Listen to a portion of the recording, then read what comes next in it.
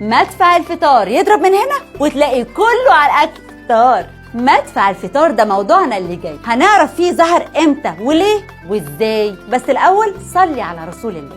أول ما ظهرت عادة مدفع الفطار كان بالصدفة في مدينة القاهرة في العام 1455 ميلادية. كان موعد ميلاد هذه الظاهرة. كان وقتها والي مصر جاله مدفع هدية من صاحب مصنع ألماني، وجاء الوالي في يوم من أيام رمضان حب يجرب المدفع الألماني، وكانت التجربة دي بالصدفة وقت أذان المغرب يا فسواني. فلما سكان القاهرة سمعوا صوت المدفع افتكروا إنه تنبيه ليهم بوقت الفطار، ويلا الكل ياكل ويشبع. وقاموا شيوخ الحارات لموا نفسهم وراحوا يشكروا الوالي إنه مهتم لأمرهم. قام الوالي لما لقى كده عجبته الفكرة، وقام قال للمسؤولين اللي عنده في القصر خلاص هنخليها عادة من بكرة. وفي رواية تانية يا عزيزي المشاهد بتقول إن والي مصر محمد علي الكبير كان اشترى مجموعة مدافع حربية للجيش المصري الخطير، ولما جه يجرب المدافع دي كانت برضه بالصدفة وقت أذان المغرب، فافتكروا السكان إنه تقليد جديد كتنبيه ليهم بوقت الفطار والمغرب،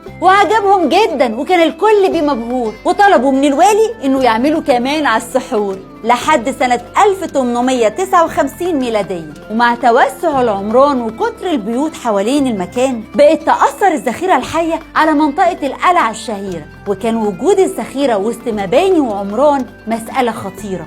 وبعد وقت وتفكير ودراسة تم نقل المدفع لمنطقة الدراسة عشان العمران والبيوت يبعدوا عن أي رصاصة، والأطفال ما يتخضوش وهم بيلعبوا وبياكلوا مصاص. وبعد فترة من الزمن وإجراء بعض البحوث تم نقل المدفع لمنطقة البعوث، ولحد وقت قريب كان فيه 6 مدافع متوزعة على 4 مناطق في القاهرة، 2 في القلعة اللي دايما بتاريخها طالعة، و2 في العباسية المنطقة التاريخية، و1 في مصر الجديدة واللي كانت أهالي منطقتها بالمدفع سعيدة، و1 في منطقة حلوان واللي كان صوت المدفع فيها بيسمع مع كل أذان.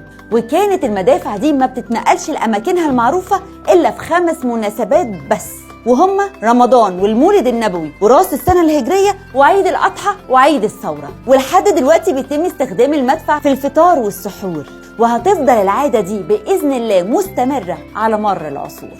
سؤال الحلقة: كام مدفع متوزع على القاهرة؟ اكتبوا لنا دايما إجاباتكم في التعليقات. ودي كانت حكايتنا النهاردة، استنونا بكرة في حكاية جديدة نتمنى تبقى ليكم مفيدة، ويا رب تقضوا خلال شهر رمضان أيام وليالي سعيدة. كان معكم بسمة مرسي، أشوفكم على خير. رمضان وحكاية